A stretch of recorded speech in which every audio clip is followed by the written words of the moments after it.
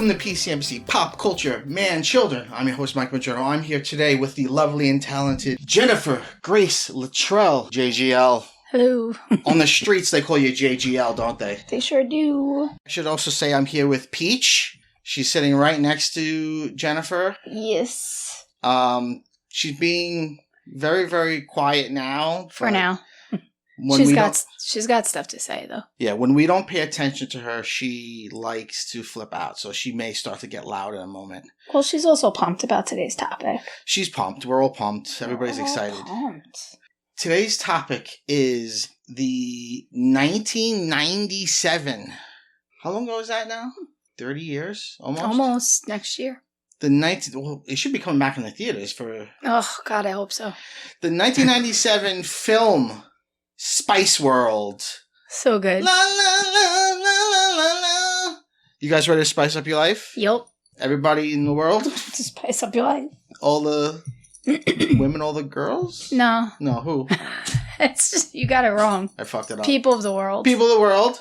Every boy and every girl. Every boy and every girl. Yeah. The Spice World is about girl power. You bet. I believe. The whole Spice Girl brand is about girl power. Yes. So Spice World was the Spice Girls movie. Mm-hmm. I feel like Spice Girls are I imagine even younger generations have just some idea of who Spice Girls are. But Jen, why don't you tell us who Spice Girls are, and then you can tell us who they are to you. Sure. Spice Girls, 5 incredible women who only had 2 albums. Well, 3, yeah. I guess, but 2 big ones. Spice. 2 before this movie happens, right? Right. Spice and Spice World. Yes. Which isn't the soundtrack to this movie. No. I know, you kept asking me that. I always thought it was. And, they're incredible. What are their real names? Jerry is Ginger Spice. Emma is Baby. Mm-hmm. Victoria, now Beckham, is Posh.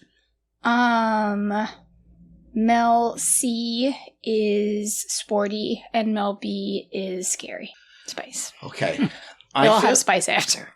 All right. So in 1997, mm-hmm. I was I was born in 83. So 14, probably. Yeah. So my crush was Baby Spice. Sure. And I don't know if I had a favorite. Who was your favorite and who was your crush? My favorite was Baby Spice. Yeah. I was Baby Spice all the way. She's an Aquarius. I'm an Aquarius. Our birthdays are close together. What's her birthday? Do you still remember? It's January 27th. Don't look it up. No, I'm going to look it up now. I already said it. No, that's just what it is. January 21st. Oh, still very close. Mine's February 1st, but that's okay. We're still in Aquarius. I was Baby Spice all the way. Because you were always the smallest? You're a very diminutive person. What? You're a very diminutive person? Uh-huh. Sure. And I was blonde. Yes. And I'm sweet. And she's... This movie, really... She's very Bubbles. Yeah. And you're very Bubbles. Yes. Yeah. She's got a lot of stuffed animals. Yeah. You still sleep with a stuffed animal. Yeah, you bet. About to be 40 soon. Yeah. It's all right. He's been by my side. No one collects more toys than me. Look around us. He's just been by my side, and that's where he stays. Yes. His name is Freckles, which is a great name for a Dalmatian stuffed animal. Yep. Yeah. So, you were a super huge fan. Yes. At this time, right? Prime age, prime demographic. So, if I was 14, you were 10. I was 10 when this movie came out. So... Obsessed. Had posters on the wall. Okay. Obsessed. Spice Girl Fever. We did... Yeah. One of the Spice Girl songs at one of our talent shows. And you played... Baby. Baby, of course. Gotta be. What was was it Pen 15? Or some other show? There was some show where they did that. Might have been Pen 15. They're the right age. Yeah. That was the right there was time. Probably a lot of talent shows. Oh, no, wait. At that time. No. I think it was Dairy Girls. Oh, I think it might have been both. Maybe. Because I remember in 10-15, the Asian girl is cast out. She has to be, they make her be scary. I know. And she's like, why do I have to be scary? I know. So, do you remember this movie coming out? Yeah. Oh my God. I was pumped. So you were like waiting for Pumped. Yeah. You saw it in the theater? You bet. Many times. Well, okay. Who took you? What was that experience? Probably at Marion. Gotta be. And 10 was my friend Jen still living here. We were I definitely went with my friend Cora. 100%. Yeah. She was in the talent show with me. Okay. We probably went. I'm trying to think of like who was in the talent show with me and who we probably went with. I had a friend, Cora, growing up, who we were friends from like kindergarten till like almost college, and then she moved to Florida, and then when you move, things get tricky. But definitely went with Cora. Definitely went with Aunt Marianne. Oh, piece of sad. I know. I'm sorry, baby girl. Why are you paying attention to things that aren't me? And I probably went with my friend Jen. My friend Jen, our birthdays were a day apart, and we always used to celebrate together. Oh. That was fun. And did you do like the Mel name? Like, I'm Jen. For us too. Oh yeah. Yeah. Jen L and Jen G. Jennifer Gallo. Actually, no, we didn't do initial. We kind of just did Jen Luttrell and Jen Gallo. Seems like or the Jens. We did a lot together. The Jens. Like the Corys. Yeah, we used to go to art class at Michael's, and our teacher really liked us. She used to call us the Jens. Anyway. Do you have any memory of the theatrical experience? Not really. I mean, I remember going. Was it packed? Were people screaming and shouting? I don't remember. I mean, it wasn't like the Taylor Swift concert. Which was insane. Honestly, the most pandemonium I've ever seen at any screening. Insane. Of any movie. The one I went to with Kelly was better. Should have gone to that one. The one we went to for... That was chaos. Eras Tour. It was like a concert. Like, they had to keep coming in and telling the girls to, like, not stand at the stage. Yeah. Because of the fire hazard. And then they gave up. Yeah. They were just screaming. At one point, they were just screaming. Yeah. They weren't screaming the songs. Selfies. That's fine. Yeah. They were just screaming. They were having an out-of-body experience. I know. But, like, I don't care if you're screaming the songs. That's part of it. But, like, you're just screaming. Is somebody murdering you? Why are you a good time, Grandma? Because, whatever. I understand. I get it. There's somebody murdering you. I get it. They're feeling it in their body, and it's such a big feeling. They don't know what to do. They gotta scream. Scream the lyrics like everyone else. Get it out through the melody. I get it. Anyway, whatever. So my experience is I remember owning the first album. I loved Wannabe. They don't sing Wannabe till halfway through this movie. Nah. And part of me was thinking, like, are they really not going to sing Wannabe? Although I have a theory that it's a reshoot. That scene. There's actually a lot of just watching this movie, it's chaos. There's a lot happening, but there's also no real, like... There's a lot of plot, no story. Yeah. And there's a lot of... the thing's cut to ribbons. There's a lot of editing... You bet. Chicanery. Great. And... Golden. There's a lot of stuff that I feel like this is reshoots. Yeah. Maybe reshoots to make the whole thing work better. Maybe reshoots for an American audience to get a better handle on things. I never saw this. Mm-hmm. I think, let's see. This is 1997. When was their first album? I think it was only like 96 or something.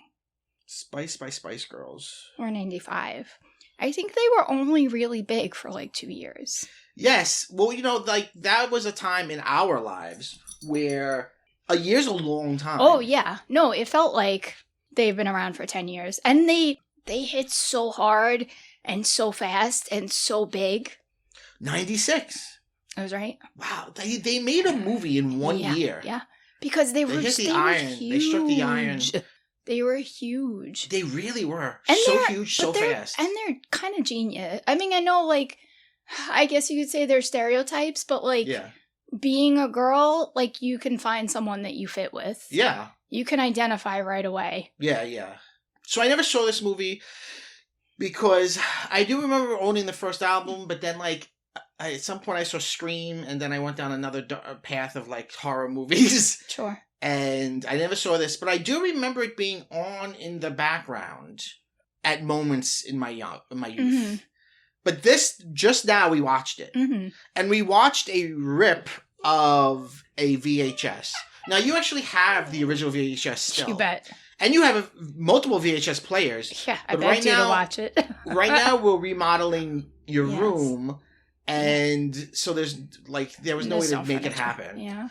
But we watched a rip of the VHS, which was lovely. There was a, coming soon. Mm-hmm. There was a trailer for Madeline. Yeah, Madeline. A film I've never seen. I've never seen that either. We should watch that. And Mask of Zorro. You remember VHSs, or you don't. But it was a fun time. Swan Princess 2. Swan Princess 2. Don't know what Swan Princess 1 was. 2 Swan, 2 Princess. No, it was 3, because it said the end of the Swan Princess trilogy. Oh. And I'm over here like, what the fuck is a Swan Princess? Is that some Don Bluth shit?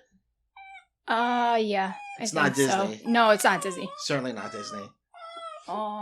She doesn't like when you make fun of Swan She's like, Princess. don't talk about... Please don't. She's don't the talk biggest about Don fan. Bluth that way. Peach, sing the Fievel song. Somewhere out there. This is my first time.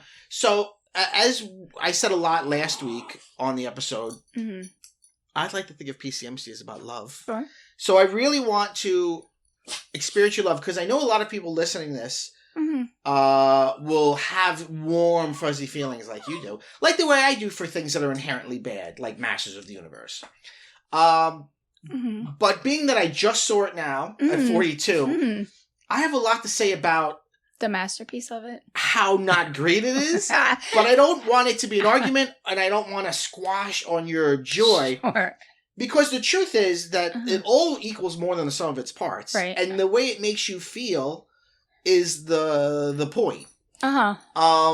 But this was a movie that I always was like, what is this movie? Because I had seen little scenes. I know there was a pregnant girl in it. You bet. I knew vague, because I was big in the Beatles, so I knew that vaguely it was kind of a riff on Hard Day's Night or Help, which were their movies, which is actually, the story is a lot like A Hard Day's Night, because it's basically them jumping from gang to gang, from event to event to event. There's a party in that. Even they'll cut away to one of them having a conversation with one person, and it's one random joke. But the bus is a lot like the movie Help, because in the second Beatles movie Help, they go home and they're like, all right, see you tomorrow, George. And then they have there's 4 houses, and then you go in 4 doors, and then it cuts to them in a giant house, and they all walk through their own door, but it's one giant house that they live in. Fun. And that's basically the bus here. Bus is amazing. It's a TARDIS. Iconic. Yeah. Because it's a double-decker bus yeah. with a Union Jack on it. But it's literally a gigantic space that has space for all of them. And that's all, the Beatles had all of that in Help. Yeah. So there's fun to this. And I was trying to put myself back in time. So there was a time pre-internet where you just wanted to get eyes on people. Yeah. You know what I mean? Let's say it's 97, you're obsessed with the Spice Girls. Yeah. You see their videos, you see them whenever they are on a talk show, you see them in magazines. But this is a movie. This is an hour and a half where you can look at them. You can get a piece of them. Yeah. And that's something. Yeah. Of the 5 ladies, we have a varied range of acting abilities. Yeah. I actually think Posh is probably the best actress. Wow, really? I always thought... Who do you think's the best actress? She wasn't. Oh, really? You think I thought she's the Jerry. Worst? Jerry's pretty good, and she's the leader, so she has to handle more than other people. Yeah. She always feels stiff. I mean, I know that's her See, thing. I would say hands down the worst is Sporty. Yeah. She really and she's giving her all. She's committing, but she just can't. Yeah. She just can't. You don't believe anything she's doing at any point. Also because they have a lot of she's doing curls and then she's on a butt. There's a lot of her just in scenes doing sporty shit. Yeah. Yeah. I think Mel B is good too. Scary. Yes. Really and good. all of these women are alive still, yes? Yes. We haven't lost any of them. Nope. But some have no footprint anymore in pop culture, right? Scary she's one of the judges in the British X Factor. She still does. Yeah, she's still. I feel like she's been around. Scary. Yes. No, I'm saying Scary's one of the ones that's still around. Oh, yes, I'm sorry. Scary's a host, or she's a judge on X Factor, right? Yeah. I think so. She's a judge. She's a judge on some singing show. Yeah.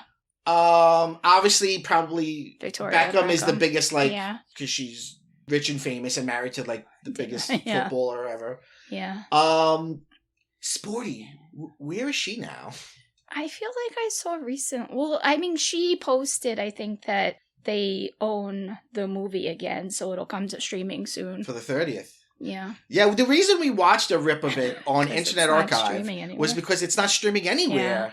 You can't buy it anywhere. Are there DVDs even that you can buy? Hey. It's hard to get your... Peach has got a toy. It's hard to... Yes, play with that toy. It's hard to get your hands on this motion picture. Yeah. But it will soon be less hard. Yeah. Let's hope. And then I don't know where Emma is either.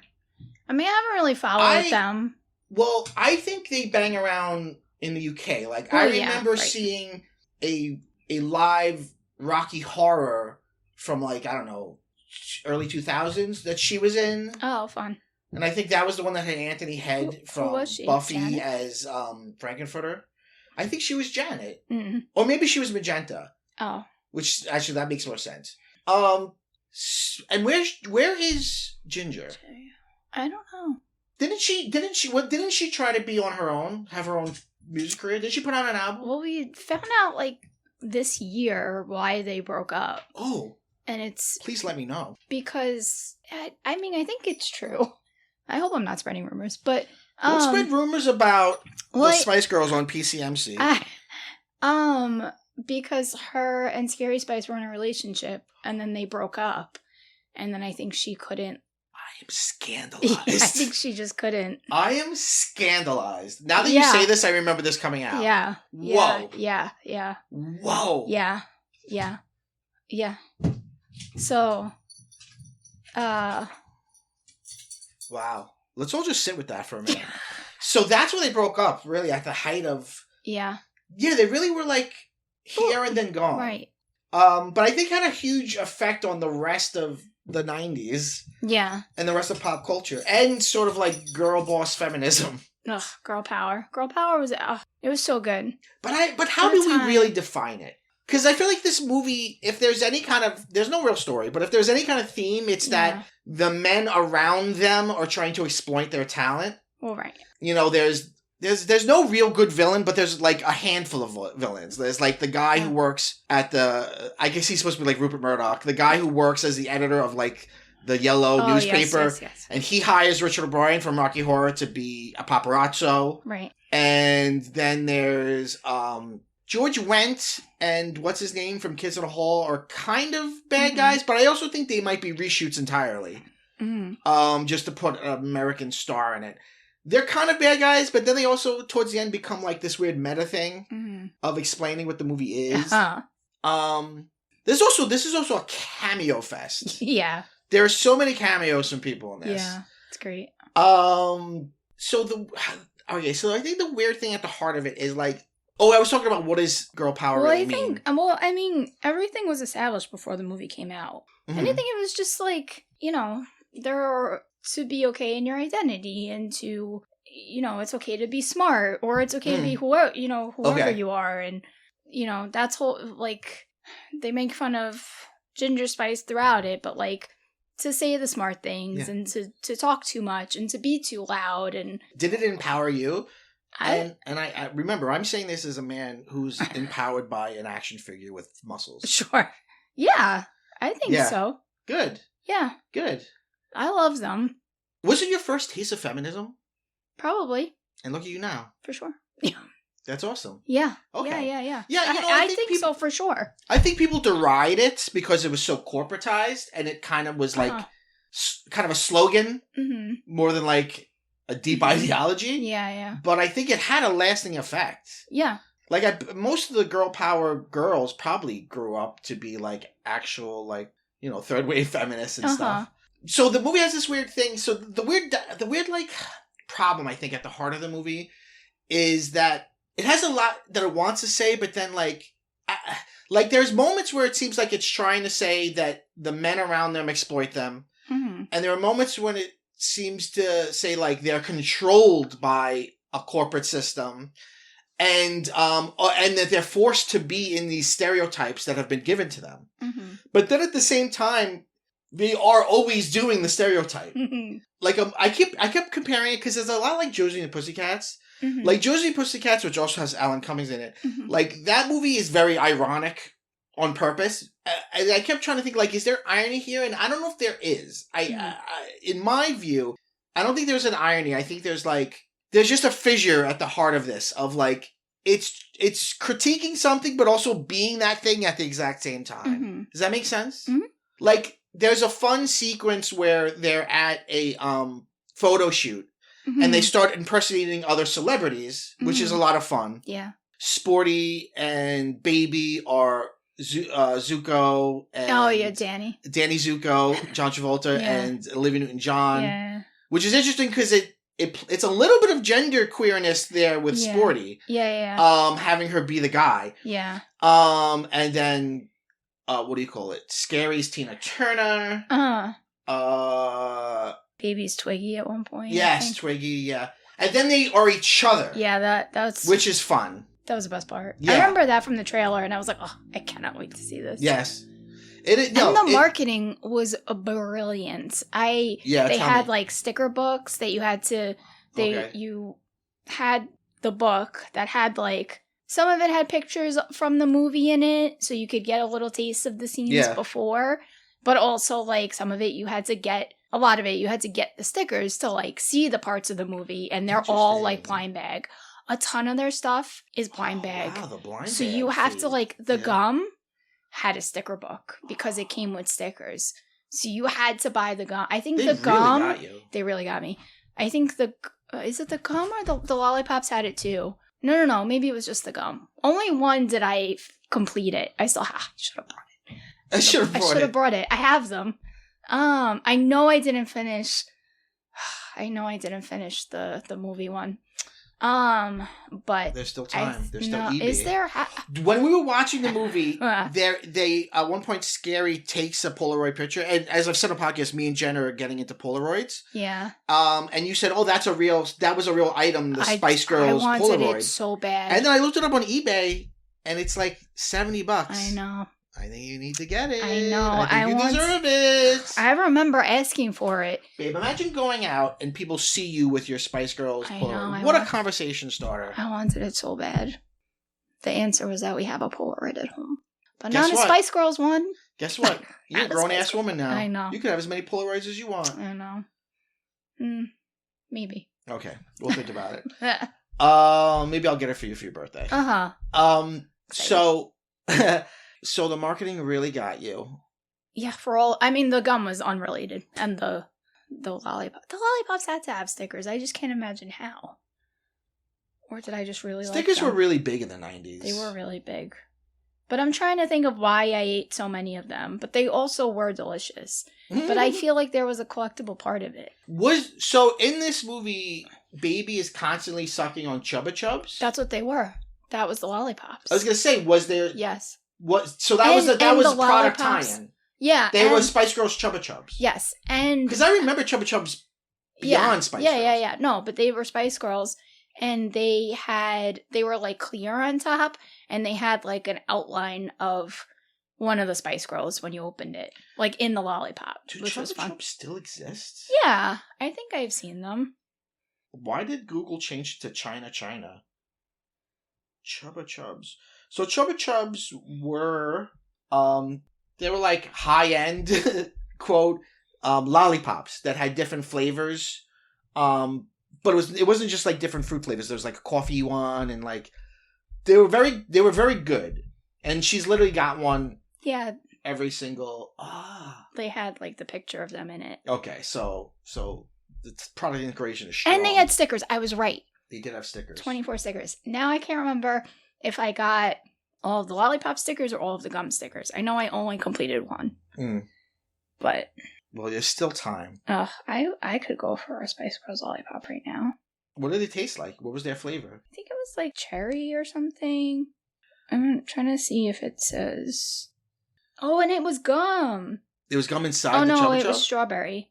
Strawberry? Yes, it says gum lollipop. Wow, now I kind of remember. Like a Tootsie, or Yeah. not a Tootsie Pop, whatever. Yeah. A blow pop. Bubble Yum, whatever. No, whatever Friday's Blow called. pop. Interesting. Oh, this is on eBay too. You think I'll die if I eat it? Oh, no. Can a lollipop go bad? Gotta.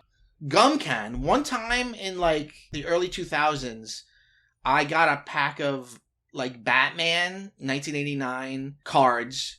I don't remember where. Oh my god. And it came with a piece of gum, which was, 2000, like, 20 years old at that point? Or no, not 20 years. It was, like, a little more than 10. Anyway, I put it in my mouth, and it just turned to dust immediately. And, like, I didn't eat it as much as my body absorbed it. It was But you very didn't weird. die. No, I didn't die. So I'll shut my one, mouth then. one Spice Girls lollipop on eBay is about $25. 5 factory sealed Chubba Chubs is $50,000. 50? That's really? What is she playing with? Your blanket. Oh no, she's trying to get that other treat. She's trying to get her other weed treat. She's trying to get high again. This is insane. Are there any bids on this? $50,000. This is your chance to start. $50,000 or best offer. Is there a way to know how long? My best offer is $10. This is the most absurd shit I've ever heard. There's no way this is 50. It only has 4 likes. You need to start a Patreon so we can start raising money for 5 Spice Girl lollipops. Oh, with this, we don't the 50 G's. This is where it's going to. Okay, it's up to you guys. Fair enough. It'll be the first PCMC video. So, one of the things in the movie that I think is kind of one of the baffling parts of the movie is Roger Moore, who played James Bond. Yeah. He plays a character. It's not clear what he's trying to do. It seems from the outset that he's trying to be like Charlie from Charlie's Angels. Yeah, but he's also villain. kind of a villain. Yes, also a Bond villain. He's got a different animal in every scene that he's petting. Well, right. Not every scene. The pig comes back twice. Yeah, right. There's a bunny. Right. I think there's a cat. And we see him Hilarious. when their manager, who's played by Richard E. Grant, who's a great actor. Yeah. Richard E. Grant is their manager, and he will call, I guess, this guy's he calls him Chief, but he's like the top guy of the record agency. And he only speaks in riddles, Chief. Yeah, so that's the, like, it's like a hat on a hat on a hat. Like, it's great. It's like, okay, it's Charlie, but Charlie wasn't a villain in Charlie's Angels. No. He was just some rich, like, benefactor. Yeah. It just kind of doesn't make any sense. Just give it to her. Just give it to her. She wants. You're such a little pocket. Well, I want my weed treat, Daddy. It's 4:20 somewhere. Sit. Yes. Let me tell you something, PCMC listeners. Nobody sits like Peach. Yes. Peach has sit down. We're in school now. Mm-hmm. Again for Peach. We've learned touch. She's pretty good at touch. Where you put your hand down and go touch, and then she touches with her nose. We're learning drop it and leave it, which she really needs. I don't know if I ever talked about the rib debacle on the podcast, but Ribgate. Ribgate. Me and Jen went away last Thanksgiving, and we were where we go? The Catskills. Upstate, yeah. Yeah. And so we were like driving back. It's a long drive, so we're like, oh, maybe she has to pee. Let's go to a parking lot. We go, and Peach picks up like a dirty, like, I guess it was like a beef rib. Like a big rib that somebody just threw out of their car. And it was slimy and it was gross. And and I was like, Peach, please give this to me. And she was like, this is my fucking rib. This is treasure. You cannot, I am not listening to you at all right now. And it was just so upsetting. Yeah. And then and you laughed at me. Well, it was hilarious because you came back all upset. I was very upset. All the way upset. I had grizzle on my hands. I'm a vegetarian. Bright red, all upset, all mad. at the dog. Yeah. And the dog in question could not have been happier. Yeah. I looked down. What an asshole. She's got a rib bone sticking out of her mouth like a little cigar. Hey. And it was the funniest scene I've ever seen. What an asshole. Oh, hilarious. So let's talk about the first cameo was Elton John. Yes. And it's as if they were like, just show up. Like, literally, you could walk through the movie. Yep. Like you're walking through, like, a party. They're literally walking in a hall, and he comes by, and they're like, Elton! And he's like, hey, everybody, kisses them all on the cheek. Yeah. And then that's it. That's it. He's like, see you later. There's a lot. Bob Geldof, the producer, at one point is in there, where Scary's like, you need to do something with your hair, and she does his hair. Oh, yeah. Her hair like his. Yeah. Elvis Costello is a bartender. Uh-huh. I don't know if you could call Meatloaf a cameo because he's in it multiple times. Yeah. And he's not playing Meatloaf. He doesn't get the treatment that Elton John got. He's the bus driver. Right, but then he does say, I love those girls and I do anything for love, but I won't do that. Yeah. So he quotes his own song. Yeah. So there's cachet enough to be like, hey, this is Meatloaf, but he also doesn't get the right to just be Meatloaf. Like, I was so surprised in this movie when they were like, hey, Dennis. Yeah. I was like, I always my whole life thought that he was just Meatloaf, their driver. Yeah. Like, I thought they were going to be like, sup, Meatloaf? Mm. Oh my God, I had such an old man moment yesterday. And I call it old man moment because a very, very old man, no, it was Thursday, a very, very old man who goes to the gym, who I love this guy. This guy's got to be in his 70s. And he's there all the time. He's hunched over. He's fighting through it. Beautiful. God bless him. But anyway, there was a Meatloaf song. For some reason, there was a Meatloaf song on the radio instead of some horrible fucking club music that usually happens in the gym. And he was like singing it, and I looked at him, and he looked at me, and he said, do you know Meatloaf's name? And I took a beat, and I was like, Marvin Lee Aday. And he was like, you're right. And then I was like... And then you guys kissed? It made me feel old. Mm-hmm. No, we didn't kiss. It made... That's never the end of the story, yet you always assume that's the end of the story. Literally everyone... Listen, every movie or TV show me and Jen ever watch, there'll be a scene, and then Jen will be like, are they going to kiss? And it's never right. It's so rarely they're going to kiss. Even we were watching Pop Culture Jeopardy, and you were like, "Are these two contestants gonna kiss?" They did. When did they kiss? When they won. They kissed on the lips? No. They kissed on the cheek. Yeah. Anyway, I don't know. I felt seen. At first, I felt seen. I was like, "Oh, this was a nice interaction with this old guy." But then I was like, the fact that he probably wouldn't have asked anyone else. He was like, "Oh, here's another old fuck like me." No, it's because you guys made eye contact. If I was a Gen Z kid in there and I made eye contact with him, he wouldn't have gone, "Hey, Gen Z kid, do you know Meatloaf's real name?" Because Gen Z kid would have been like, "What's a meatloaf?" But you looked like you knew who Meatloaf was. Yeah, because I have a gray beard. That's why I look like I know who Meatloaf is. No, because you made eye contact with him while he was singing it. Anyone would have. Look, whatever. All right. I was just old, and that's okay. Okay. I just had an old man moment. All right. So George Wendt, Norm from Cheers is in it. And his character's also a little baffling. I wonder if this is reshoots. Mm-hmm. Because his whole thing is he's a movie producer. Mm. And he wants to, he thinks, oh, the Spice Girls are big right now. Let's put them in a movie. And, what's his name from Kids in the Hall is his, partner. Or his junior or whatever. So it's Mark McKinney, one of the members of Kids on the Hall, plays the junior producer. And they're brainstorming what the Spice Girls movie could be. Mm. And at one point Mark McKinney says, a movie with the Spice Girls, but can they act? Uh-huh. And that's it's just this meta thing. Also in the 1990s, there was this big thing in screenwriting where they would teach every script needs what they call trailer moments. Mm-hmm. I don't think this is a thing anymore because trailers have changed in so many ways. But you would need trailer moments. And this is clearly a trailer moment. Because I remember in the trailer them being the meta, can they act? The answer is some of them. Some can. Some can. And you don't need them to. What? You don't need them to. Yeah. No, you don't. The Beatles couldn't really act either. They're the star of the show. They're good. I gotta say, one thing that they are good performance-wise is off each other. They have a real, like, Marx Brothers energy where they're able to, like, talk over each other and move around each other's bodies in an interesting way. So then George Wendt's character, like, he has a meeting at one point with Richard E. Grant, and he's wearing a green suit, which is important.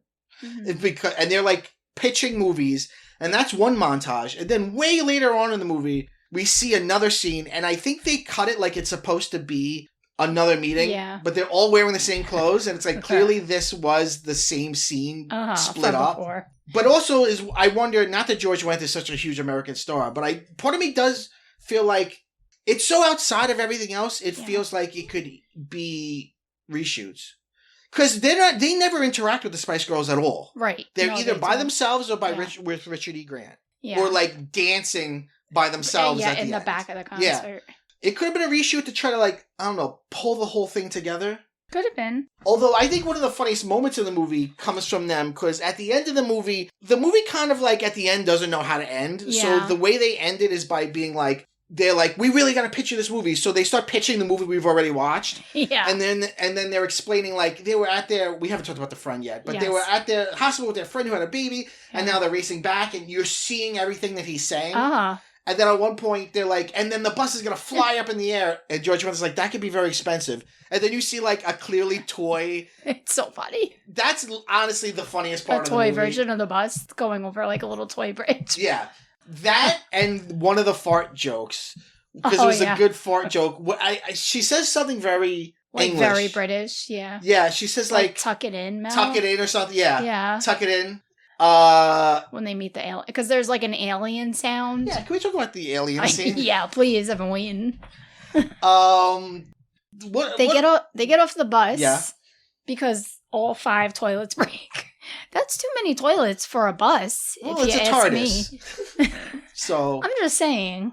Anyway, all 5 toilets on the tour bus break, so they get off to go pee in the woods. Yeah, and it's spooky, and it's there's fog, and that's when the weird alien noise happens. And it's like, wow. Yeah.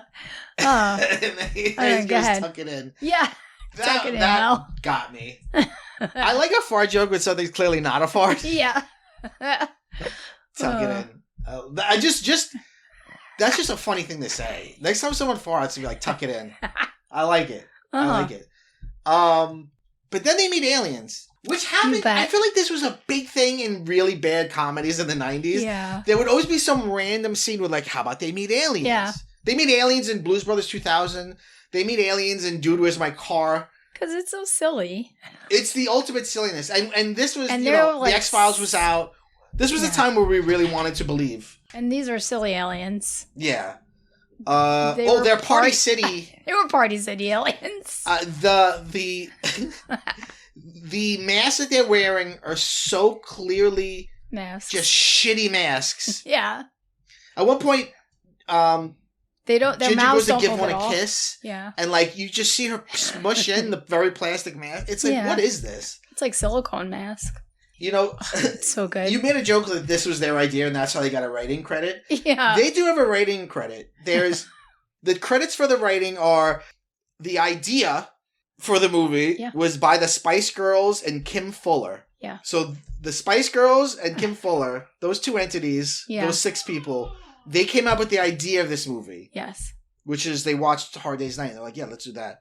And Kim Fuller is the writer of it. And then there's some additional writing by someone named Jamie Curtis. Mm-hmm. And Kim Fuller did also wrote another classic, 2003's from Justin to Kelly.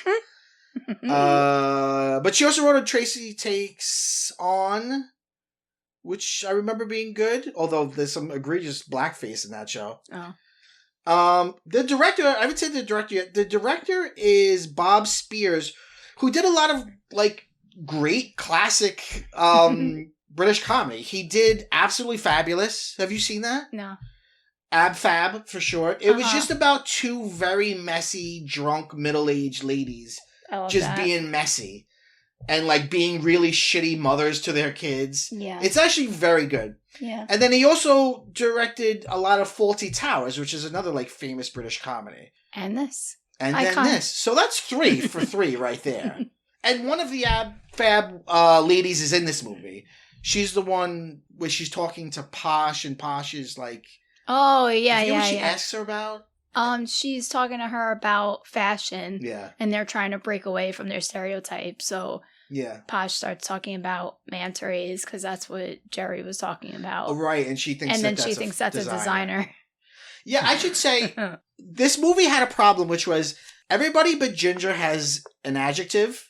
So sporty, sporty. Baby is cute. Baby's not an adjective. No, Ginger. Scary, scary. Ginger is because it's the color of her hair. But that's not.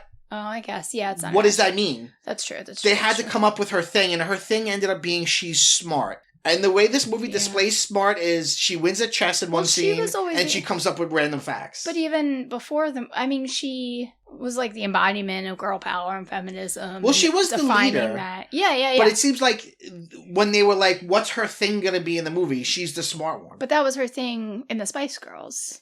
Okay. But in real life, she probably wasn't bringing up random animal facts. No, I know.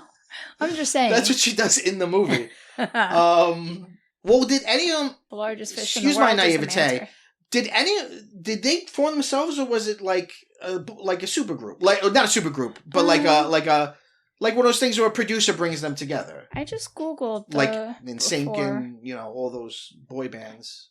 It said that they answered an ad to form a pop group. That's what Google says in 1994. Yeah, that sounds familiar. And actually, Emma replaced someone. So yeah, so they didn't form themselves. No. Although the narrative of this movie would have you that they were best friends. They were best friends, and like one from rags to riches. Yeah. And they have a friend named Nicola, who was always their friend, but wasn't in the group. Right. You thought you misremembered. You were like, she was the missing member. Yes. But they don't say that at all. No, I thought she was a sixth. There's a scene where the one you think they added in the pizzeria where they go back to when they first started and they were poor. And I remembered her singing Wannabe with them. Yes. But that's not... Right. That wasn't it. She just hits play on the CD. Right. She's there. Yeah. Well, they're together, so they have a big fight with the manager and they leave. Oh, yes. And then they're all sad. Remind me to get back to the manager because I have a big point about him. Sure. So, but they leave, and this is like they're not broken up from each other, but it's like the whole thing is kind of broken down. They don't know. Yeah. They storm out. They're like, we don't want to do it, whatever. Anymore. Again, this exact thing happens in Hard Day's Night. Sure. And the Beatles run back in the end to do it. Sure. So they're like, they go to a pizzeria because they're real girls. Yeah. They're going to eat some pizza. Yeah. And then they sing Wannabe. Yeah. Which, thank God. Yeah. But then in the next scene, you see like 2 or 3 coming to like their old apartment. And then they bump into the other 2 and they're like, oh, you're here too? But they were just together a scene ago. No, that was a flashback. What do you mean it was a flashback? Which was a flashback? The pizzeria. The pizzeria was a flashback? Yeah. I thought that was what they were doing. When they sing Wannabe. I didn't read that as a flashback. No, they're talking about how they're going to be famous one day. I don't remember. And that's why they're singing it. That's the song that they wrote that they're going to be famous with. Oh, okay. Then they're eating pizza because they're poor because they have no money yet. So maybe it wasn't a reshoot. No, it was a flashback. Huh. Okay. And then they're coming... They all were upset about the big fight, so they're coming back to the place where they started. Oh, okay. And that's why they're surprised because they were in separate whatever. Oh, okay. All right, now I get it. Or whatever. All right. I thought that after the big fight, they're like, let's go back to the old pizzeria. Remember the guy serving them was like, I prefer jazz, because they were like, let me sing you their song. Let me sing you our song. Oh, okay. So it's like a Stars Born moment. Yeah. Where they're holding like grated cheese and singing into it. Yes. And thank God, because you gotta have Wannabe. But that's why I thought she was one of them. One of them. It's weird that they didn't invite her. In the world of this movie, there are 6 friends and 5 of them create a group, And well, I guess she can't sing. And they're like, fuck you. Go get pregnant. Oh, the other joke that actually made me laugh was when she's like on the bus and she's in labor and they're like, what do we do? And then Ginger's like, put your legs together. And then Pasha's like, no, Scary was like, no, she should have done that 9 months ago. That was fun. Okay, so, all right. So maybe that probably wasn't a reshoot. I thought it was a reshoot. She has the baby, and then they're in the hospital with her. Yeah. Having the baby, and the baby's a girl. Gotta be. Right. And then Ginger says, and I don't know why she says this, it's a girl, and she goes, now that's real girl power. Because a female child has been born. I get it. I get why you would say it in this movie, but it doesn't really make any sense. Giving birth. 50-50 shot at that moment. I know, but I think it was the no, I don't think... Oh, you think the girl... you think going through labor and the pain of labor is girl. I read it as like the fact that this baby is a girl. I know, they do say it after, but I think... It's like Lion King moment. She's like, and this is girl power. No, I think it was... Okay. Hey, you know, I maybe I just... This movie might went right over my head. Yeah. And I'm okay with that. So one of the things that they do... And giving birth to another girl. Yes. But I don't think it was the girl. I think it was... I don't know how to explain it. But it's girl power to create more girls? Yeah. Okay. It's womanhood. It's girlhood. All right. It was deep. I didn't get it. I'm sorry. All right. So one of the things they do 3 or 4 times, which I don't think works at all, is fantasy sequences. Usually it's like, I don't know, proto Family Guy cutaways, but they don't tend to work. One is they're all mothers. Yeah. But they're also all still pregnant, and it's weird. They're mothers and pregnant at the same time. No, not all of them. Just baby. But they're also talking about having kids, like having like kids, established kids. So that's something. And then there's one where they're like, "Oh, Emma, you can get away with anything with your cute smile." And then it's Hugh Laurie as like a Sherlock Holmes type detective. Yep. And it's like the drawing room scene, and he's like, one of you is a murderer, and she's got like a gun. And like bullets strapped. Like she's clearly the killer, and he says it's someone else. Because she smiles. Because they say she can get away with anything with her smile. Because she smiles at him, So she smiles at him. By the way, there's a lot of Dutch angles in this movie. There's a lot of, the Batman 60 show in it. Hey, there's one point where the villainous, Rupert Murdoch guy is talking. He's speaking to his underling, and it starts to rain in his office. What was that? What happened there in that scene? They were like, "What if it rains in your office?" All right, brilliant. Okay, there's not. We're just here for a good time. I'm sorry. I get it. It's a romp. Okay, we're just here for a good time. Because the most of the movie isn't like a airplane style Zucker Brothers silliness, but that was pretty wildly silly. Yeah. Okay, maybe I was overreading it. I thought he was being mean, like he was saying something very dramatic, which is what made it rain. It's just rain. We're just here for a good time. We're just here for a good time. Okay.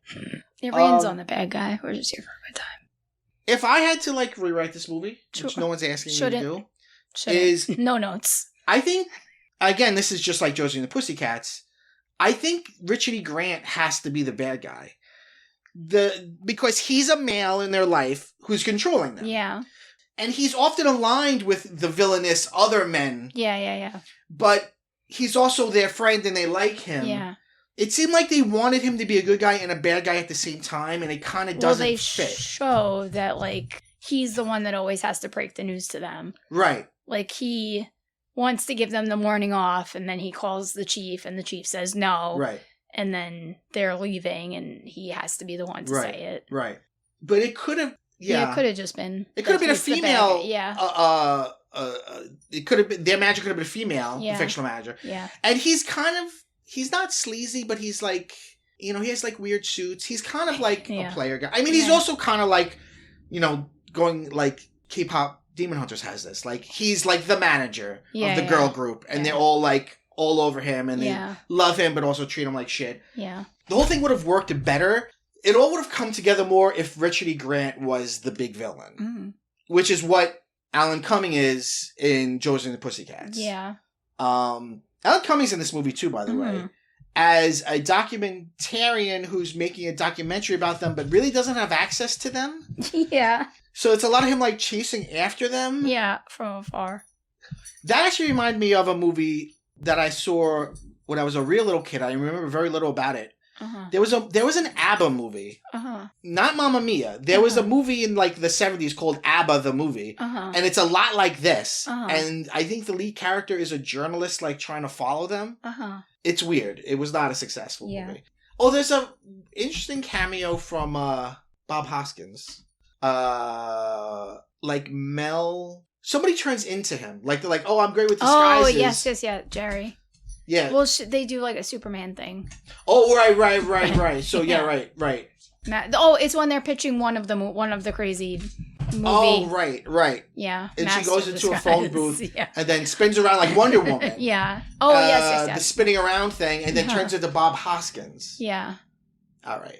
They really were like, you know what, just everybody. And everybody, anything. Anybody who wants him, if you want to be in this movie, you can be in this movie. Yeah. What is your favorite scene, and what is your least favorite scene? I don't. We ask hard-hitting questions. Yeah, I know. Here. I don't love the pregnancy like fantasy. Okay. Where they're all moms. Okay. And that I think has them all like the worst acting. Yes. It's so cringy. Well, it's like a sketch in what's already a kind of sketchy movie. Right. Yeah. I do like the aliens. Aliens is your favorite scene? I don't know if it's my favorite, but I do. Hold on. Sure, yeah. We have a I mean, I was kind of excited to see the boat scene again, just because it's so much fun. It feels like they just caught them having fun, because they're not singing one of their songs. Yeah, they're singing a song, whatever. Lollipop. Oh yes, Lollipop, right? Was it that one? No, it's like my boy Lollipop, make my heart go giddy up. Oh yeah. I don't know. That's also a scene where they have two random children with them. Yeah, that won a contest. But like just them singing and dancing around seems really fun. Yeah. And it seemed like they didn't have to. They could just have fun with it. It's hard to pick. Probably when I saw it, I was most excited about them pretending to be each other, because that's really fun. Yeah. And that was probably our most quoted thing. Right. Well, it's interesting because who plays Ginger? Scary? Yeah. Yes. And she almost makes fun of her a little bit. She's like, girl power or whatever. Girl power, feminism. Yeah. Because she's constantly talking. Okay, my favorite scene is probably that scene too. Yeah. That whole montage is really fun. Yeah. And my least favorite is the dance instructor / army general. Oh, yeah. It kind of is like, what is this? I don't like him. But I said to you when we watched it, the whole army obstacle course. The obstacle course looks fun. Well, whenever I watched that always looked fun. The episode of Saved by the Bell where they have the army obstacle course, I always thought that looks like so much fun. Yeah. So I did think that, but before that moment, he's like, and his name is Mr. Steps. Yeah. And it's like, okay, he's their dance instructor for this gig they're doing, but they also clearly have their own moves. Yes. And he's also like an in army outfit, so he's like an army person / it's just it's a boot camp. It's a dance boot camp. That's what they said it was. Okay, I feel like there's a lot of that was the morning they were supposed to be off, and now they have to go to dance boot camp. See, okay, but there's no one else in the camp with them. I'm telling you, ours kept cutting out, and I was like, "You're losing the flow of it," and you were like, "The flow doesn't matter. The flow clearly matters." You're not getting this movie. You're not understanding it. I'm so sorry. You're not seeing the brilliance of it. I think we need to watch it again. Okay. For a movie cashing in on a huge phenomenon, yes, it seems like they poured very little money into this. Yeah. It's very cheap looking.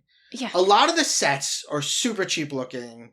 It was for me and my friends. They said, here's the Spice Girls. You want the Spice Girls? Here's the Spice Girls. No, you think they would have put a lot more money into it. Thank you so much. Thank you so much. I mean, God, I bet this movie... It's silly bananas, and I thank you for it. Let's look how much this movie made. Well, actually, we can look on IMDb how much it cost and how much it made. In $1997. The budget was $25 million estimated. Really? That's a lot for that. Yeah, I guess it. Well, I don't see it. That's not on the screen. Its opening weekend in the United States and Canada made $10 million, and its gross worldwide was 29 million, and its gross Canada and so it made like 60 million on a 25 million. So it made its money back. Yeah. Let's go to the old Rotten Tomatoes. And look, I'm a critic of Rotten Tomatoes. It's not a good metric, but it's good to just take a temperature. It doesn't. It doesn't. No. It doesn't. Well, I just want to get an idea of what people at the time thought. Oh.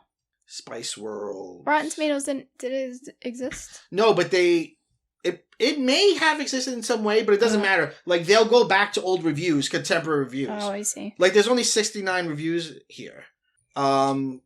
It's got a 33. And it's got a 45 audience, which is interesting. It's got 100 in my heart. Whitney B says, it's endlessly funny, completely silly, totally lighthearted.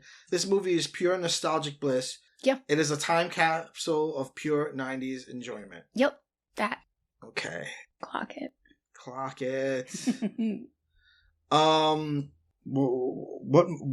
more is there to say that we have not said? It's a masterpiece and it should be cherished. No, but all right. So, serious question though. When was the last time you saw it before today? Yeah, not in a while. So I can't remember the last time. How do you feel seeing it today with grown-up eyes? Obviously, the nostalgia does a lot. But what was your thoughts? Was there anything that was like, I remember this being differently? I remember this being better. I remember this being worse. Like, what were your feelings now? It's super silly. It doesn't make any sense. Although I kind of remembered it not making sense, but not really caring. Yeah. You're just hanging out with the girls. That's all you're for doing. An hour and a half. That's all you're doing, and that's all you need. That is all you need. I don't know. I mean, I think it matched pretty well to what I remembered. I guess some of it was a little more cringy than I remembered. Yeah. Can I tell you the weirdest scene, in my opinion? Sure. The scene where a boy... Oh, yes. I remember that. A child that, comes out of a coma based on the assumption that he's going to see Ginger's boobs. Yeah. They're in the hospital with their friend who's having a baby, and then these parents come up to them and like, hey, our son is in a coma. Can you come and try to talk to him? Mm-hmm. And then they do, and then... They're not really sure what to say. Right. So then Posh makes a joke, like... Which is funny. Yeah, like maybe you should take your top. Yeah. Because they're talking and nothing's happening. Right. And it's funny when they're like, hi, and then Posh yells at him like, hi! Yeah. And then Jerry was like, well, I mean, it doesn't really matter. Anyway, his eyes are closed. And then he opens his eyes. To see boobies. No boobies to be seen. All right. This has been PCMC, Pop Culture Man Children. Jen, thank you so much for being here and for sharing this with me and with us. Thank you. And I know there's a lot of people who are listening that feel just as much love as you. And I love love. And hey, we're here for it's girl power. A good time. Yep. Girl power. We end every episode by saying, go bye-bye. Girl power. Oh, I'm so sorry. Girl power. Girl power. Girl power.